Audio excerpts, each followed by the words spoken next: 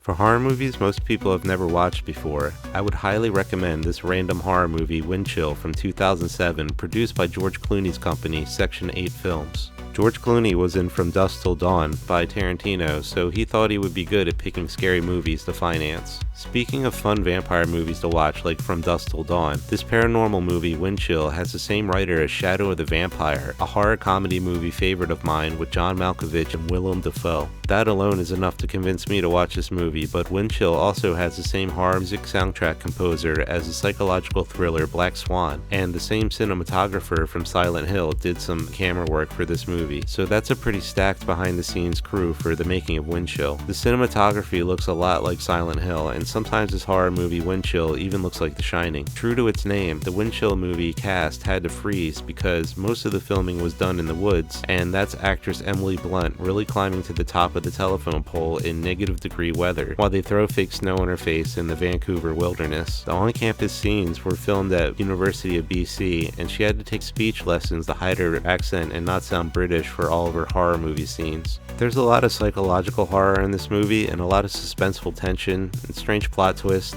The writers were making constant changes during the making of Windchill, and they admit they didn't get everything exactly how they wanted, but this is a good horror movie that no one talks about nonetheless. There's nothing wrong with this movie except that by 2007, people were mostly tired of ghost movies. Okay, so here's the real deal. The history of this horror movie is that it only produced $36,000 on a $6 million budget, so it lost millions, and that's pretty much the reason why this was the only horror film that George Clooney has ever produced. You know, Clooney was just trying to make the best first impression with this horror movie, and it didn't work out. Now this kind of horror mystery thriller has come back in style, and Windchill feels like it could have been a recent or upcoming horror movie again. Strange how that works. I can't say that Windchill has enough of an interest to call it a cult classic horror following, and it's not good enough to be a hidden gem, but it has a lot of sarcastic horror comedy, and some of the paranormal movie moments are memorable enough for a recommendation. The ghosts look pretty cool, you know, even though all the scary things don't exactly go together perfectly. You can check out Windchill 2007 streaming for free on Tubi.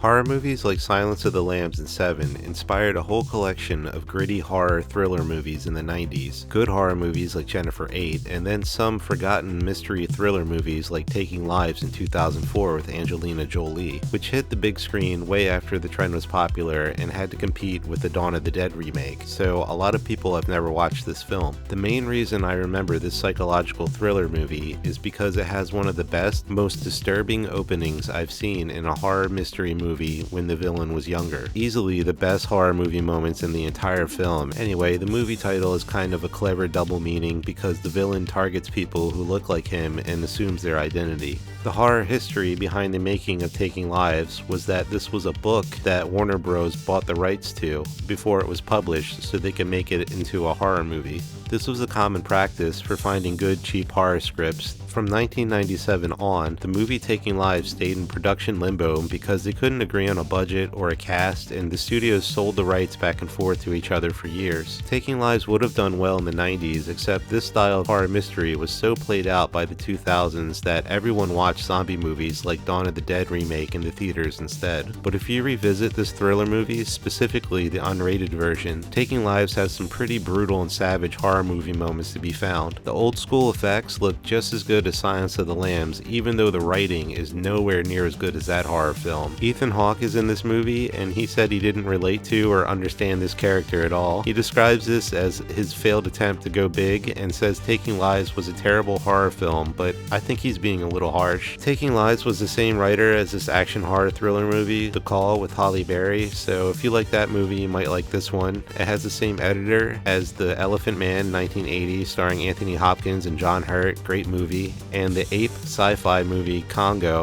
1995, which at least looked good. Kiefer Sutherland is in this movie too, and you would think he was doing a Heath Ledger impersonation. Now these mystery thriller movies are kind of retro again, and Taking Lives is a decent horror movie if you like horror crime thriller movies and don't mind some cheesy campy scenes. Fans of The Silence of the Lambs will at least appreciate the familiar look of Taking Lives, a thriller crime movie streaming for rent on YouTube and Amazon Prime.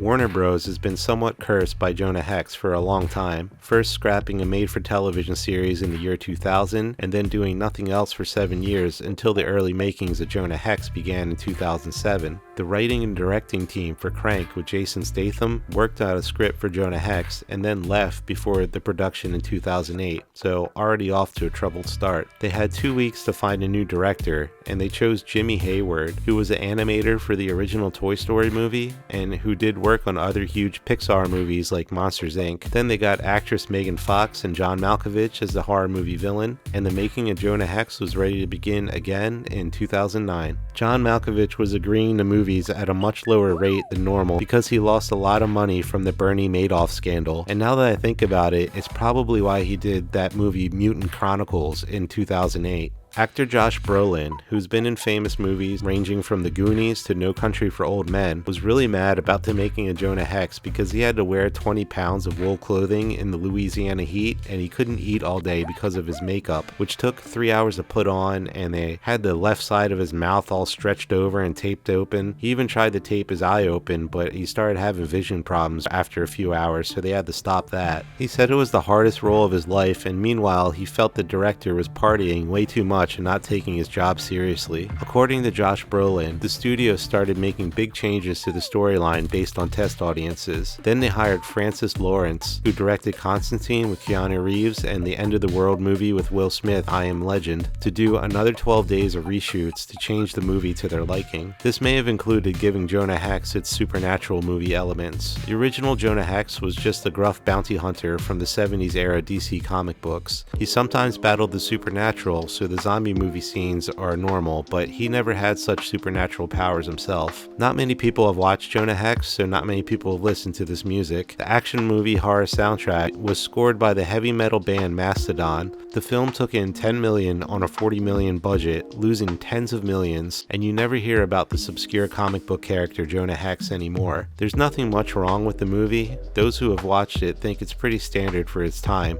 It's just a short movie without much going on, and it didn't have a lot of people who knew about it to begin with. Jonah Hex is a forgotten action horror movie streaming with a subscription on YouTube and on Hulu.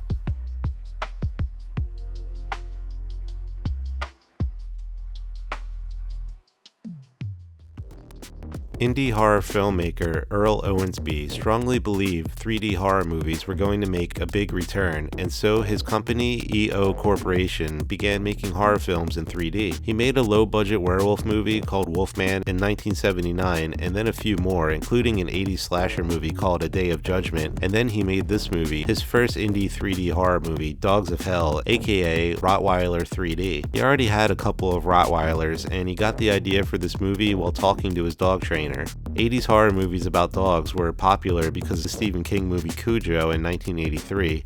They had been popular since The Omen in 1976, but Cujo reignited the trend, and he figured making a dog slasher film about a pack of Rottweilers would be a great idea. And that's exactly what this movie is. It has the same cinematographer as Friday the 13th Part 5, and the dogs creep around the house in first-person horror perspectives like Jason Voorhees. They're even at a lake, not unlike Crystal Lake, right? The soundtrack sounds exactly like Friday the 13th at times, and then it has some Italian horror movie prog rock and some regular 80s hits. It's one of the most fun 80s horror soundtracks I've heard in a long time, and it makes all this B-movie travel footage fun to watch.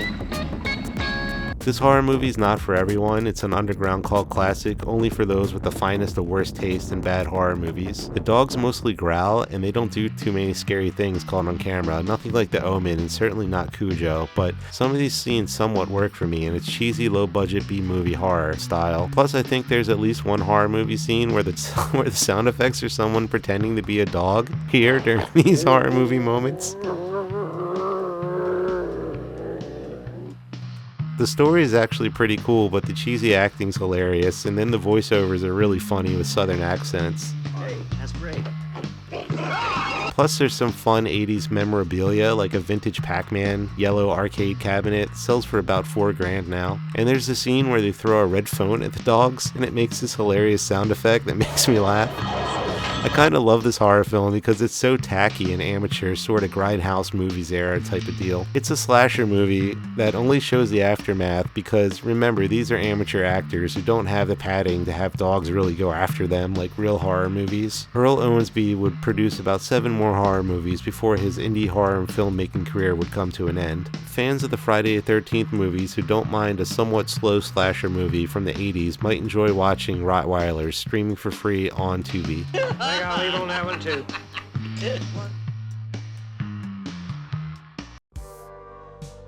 The Reptile is a 1969 gothic horror mystery from Hammer Film, who made some of the best classic old British horror movies of all time, along with its British horror film rival company, Amicus. The Reptile is somewhat of an experimental film because monster movies from the 50s and 60s from Hammer Film traditionally focused on well-established classic horror movie monsters like Dracula or Frankenstein, the Mummy. This monster movie, originally called Curse of the Reptile, was one of the first monster movies of the 60s where Hammer Film decided to try to make an original creature feature. This is a super low-budget B-movie by Horror of Dracula producer Anthony Hines, who wrote 4 of the 7 original Hammer vampire movies with Christopher Lee as Dracula. If you like any of the old werewolf and vampire movies from Hammer or from Universal Pictures, you'll probably like The Reptile. It's a gothic Victorian village getting terrorized like a werewolf movie or a vampire movie, except it's a reptile monster with some mystery horror as they try to figure out who's doing these scary things at night. I like this movie because it was made when Hammer was in full swing and had a good mix of creativity and production. The Reptile was one of 4 British horror movies cranked out at Hammer Film per year that are of surprisingly good quality. The director made The Plague of Zombies and then immediately followed up a week later with the making of The Reptile, both classic monster movies from Hammer.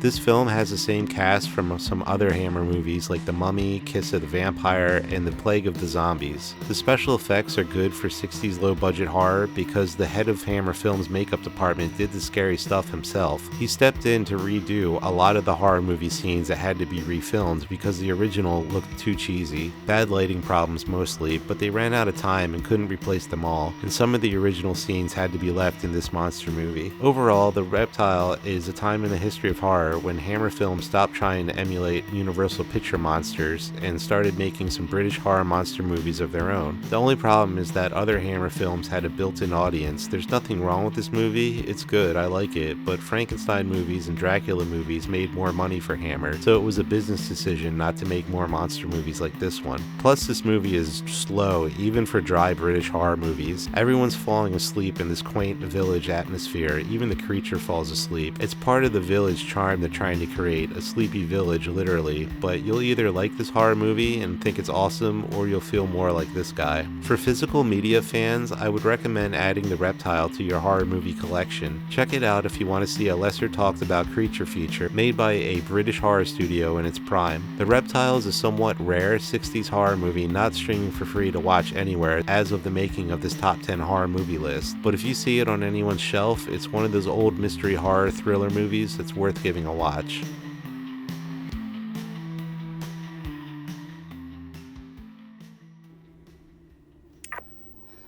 I'd rank Stephen King movies as some of my favorite classic horror movies of all time ever since It and that one Pet Sematary horror movie scene in particular both freaked me out. Cat's Eye fascinated me because of that little horror short story ending with the goblin running around.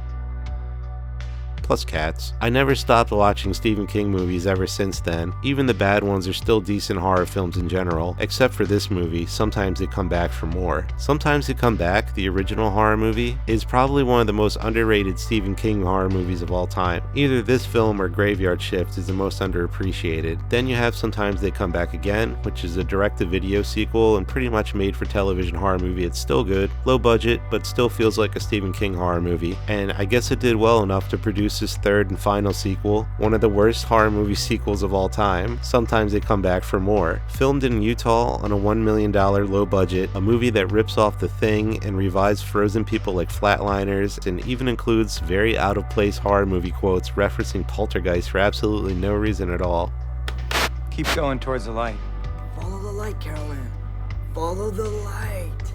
This movie has a detective from The Relic and some other movie called I Was a Teenage Wereskunk. Then you have the actor from Sometimes They Come Back Again, and then you have the actor who was in The House on Haunted Hill 1999 remake and Gummo. All way better horror movies than this one. I went to the International Movie Database and it was like a solid 25 years of people screaming out their warnings against watching this horror movie. So I watched the film, of course, and some of these horror movie moments made me laugh so hard. Well, congratulations, I guess. I personally was like crying laughing at these horror movie scenes, so if you're like me, then you'll be laughing at the campy, cheesy horror sci-fi movie moments. Congratulations, I guess. Like, here's an example of the acting. So they're cold right now, and this is him trying to warm her up, and then look how this guy's backside just takes up the whole shot, and she's like, come on, come on, come on, nope, not grabbing that, whoops.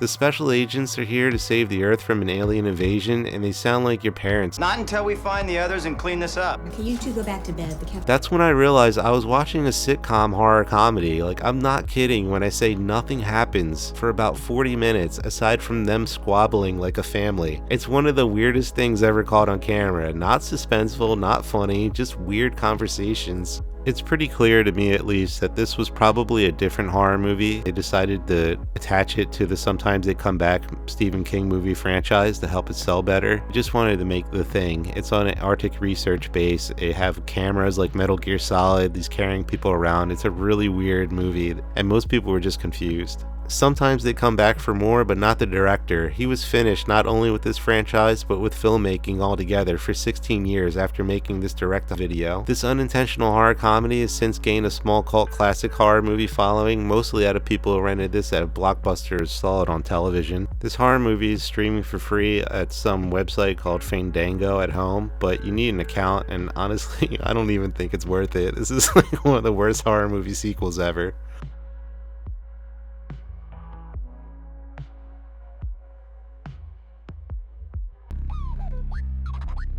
The Land Unknown is one of those 1950s giant monster movies that's rare to hear anyone talk about having watched, let alone the history behind the making of this campy old horror movie. Written in 1953, the film was made by the same producer responsible for The Creature from the Black Lagoon, Tarantula, and The Deadly Mantis, all high-production, good 50s monster movies that did well, but this movie got downgraded to a cheesy, low-budget black and white horror movie that's fun for all the wrong reasons. Right before The Land Unknown, producer William Allen presented a horror sci-fi film called This Island Earth. It's the sci-fi horror movie that the quirky alien invaders from Mars Attacks were later based on. That end-of-the-world alien invasion movie didn't make enough money, and so the underperformance of This Island Earth caused Universal Pictures to temporarily lose faith in the horror sci-fi genre as a whole. The studio lowered the budget of The Land Unknown into a B-horror sci-fi movie with cheap black and white stock footage, with sometimes charming, other times ridiculous special effects. So you have like these cheap miniature planes superimposed on footage that you can see through, and then you have obvious monster movie suit effects, which I think are funny, but they were trying to pass this off as a terror you've never known before. That's a quote. At least a dinosaur blinks. That's better than most 50s monster movies.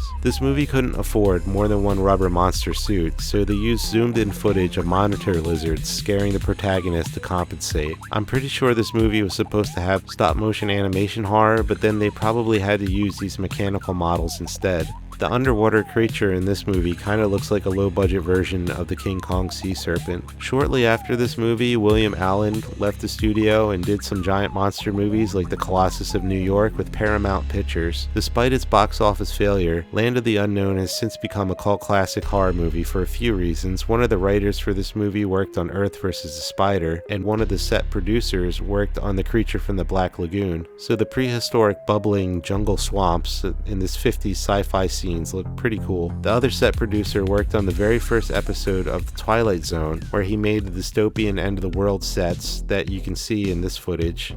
When the sky isn't being grayed out for budget reasons, the backgrounds look really good. Since Universal Pictures was moving away from sci-fi movies in the late 50s, they portrayed this as some kind of realistic scenario based on an expedition to Antarctica in the 40s where they found underground volcanic activity in warmer hills, which is true, but they spun this into the idea of basically a dinosaur valley. The idea of a valley still stuck in the Mesozoic era, the age of reptiles, is pretty cool, and there's carnivorous plants and little fur furry creatures as well, so these scenes are fun and entertaining enough, especially for an old, low-budget black and white horror movie. The Land Unknown is not streaming for free anywhere, but you can still find some physical copies, and they're also in various giant monster movie compilations.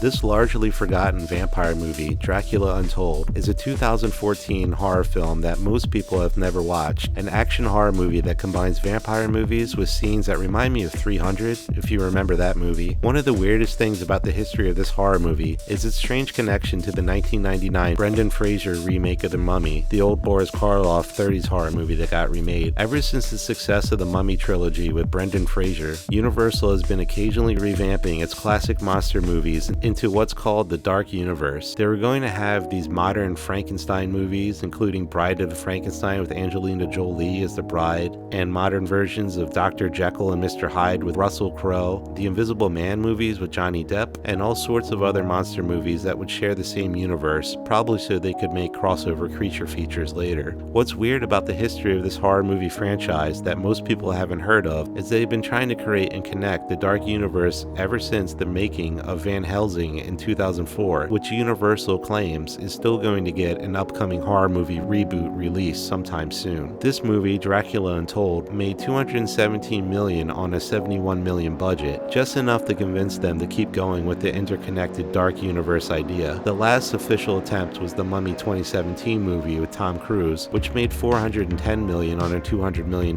budget, a loss when you factor in marketing and distribution costs.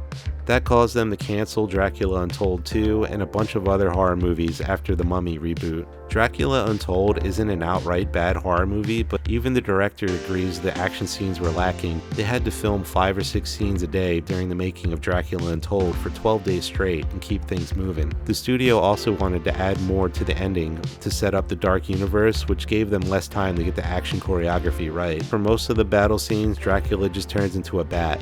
A whole lot. Charles Dance from Game of Thrones has the best performance of the movie as this old grand elder vampire stuck in a cave. They were going for a Nosferatu style scene and spent months planning it out. A lot of similar scenes that were supposed to add character development were edited out because they were going for a comic style sort of action horror movie. The director knows a surprising amount of the true story this horror movie is based on, but a lot of his storylines got scrapped. Looking back, the director of Dracula Untold has explained its flaws, and it's not a bad horror movie, though it's not really the type of horror movie that he was trying to direct. For the most fun you've ever had watching vampires battle in a converted lemonade factory, true fact for this horror movie scene, Dracula Untold is streaming on Netflix.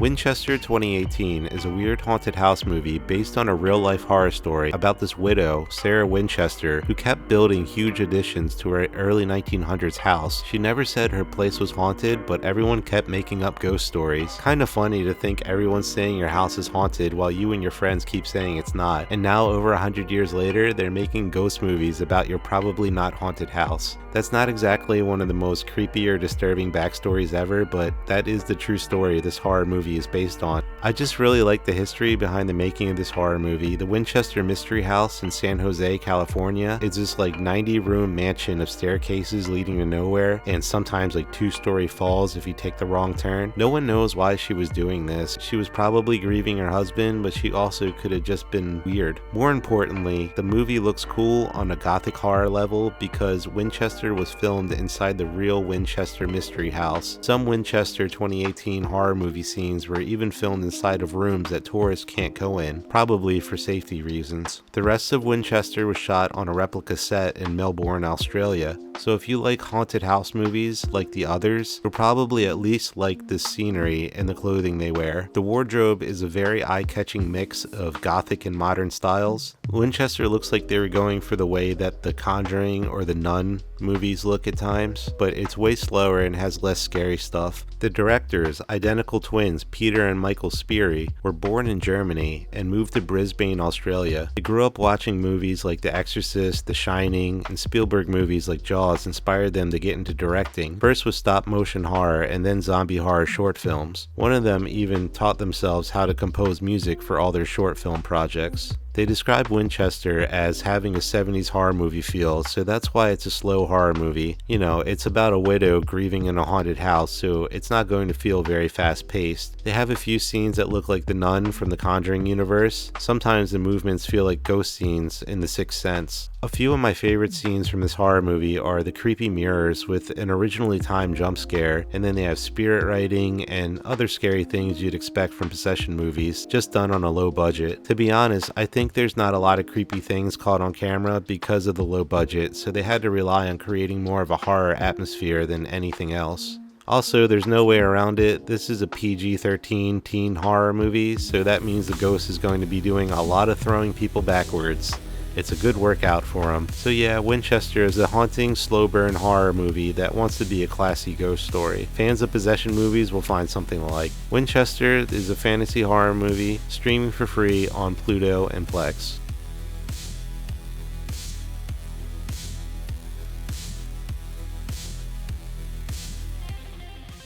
Quentin Tarantino's From Dusk Till Dawn is considered one of the best vampire movies by many 90s horror movie fans, but most of them don't know about the horror movie sequels that came out after this famous Tarantino vampire movie. From Dusk Till Dawn 2 is the first of 2 direct-to-video sequels, and it's worth a watch, especially if you like watching cheesy Danny Trejo movies. The mid to late 90s captures this brief era in the history of horror movies when production companies decided to embrace the home video market and put out high-quality, low-budget movies. Miramax put out Prophecy 2 with Christopher Walken straight to video, and it did so well, Dimension Films was like, let's make a good vampire film with From Dusk Till Dawn 2 and repeat their success. For a few years, the phrase only on video became a positive thing. It was weird. George Clooney was ready to make this horror sequel, but when they couldn't get Quentin Tarantino to be Richie again, they put in Robert Patrick, the T-1000 from Terminator 2, Raymond Cruz from Alien Resurrection and Gremlins 2, along with Dwayne Whitaker from horror movies like Texas Chainsaw Massacre 3 and Puppet Master 5, and probably most known as a store owner in Pulp Fiction.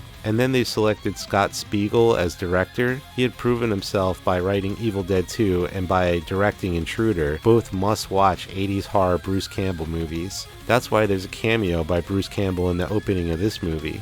The studio owed Scott Spiegel a favor because he was supposed to direct Halloween 6 at one point before that deal fell through, and before Spiegel, Tarantino was supposed to direct Halloween 6. The Curse of Michael Myers had an early script with virtual reality horror and all this other weird stuff that Spiegel helped clean up, and they remembered him for doing a good job. So Spiegel took over and he made From Dusk Till Dawn 2 in South Africa because it was cheaper and he could film for twice as long. They had trouble getting good recording equipment, so the movie looks extra cheap and not in a grindhouse movie kind of way. Keep in mind this movie had a $5 million budget to begin with instead of the $20 million the original Tarantino movie had. This horror movie is pretty much a B-movie spoof that's not a serious vampire movie like From Dusk Till Dawn 1. It has a lot of juvenile humor like the Evil Dead movies because of the director. The only returning character from the first movie is Danny Trejo, but it takes place at the same motel and club locations as the first vampire movie. The pacing is pretty much the same as the first movie, so if you've seen From Dusk Till Dawn 1, then you know what to expect. There's a lot of talking for the first half and then a lot of action horror for the second half. They throw in some good, fast surf guitar tracks, but this is far from a Quentin Tarantino movie. It's still fun and entertaining, and if you're looking for a new vampire movie that most people have never heard of before, then give From Dusk Till Dawn 2 a watch. It's streaming for free online at Pluto.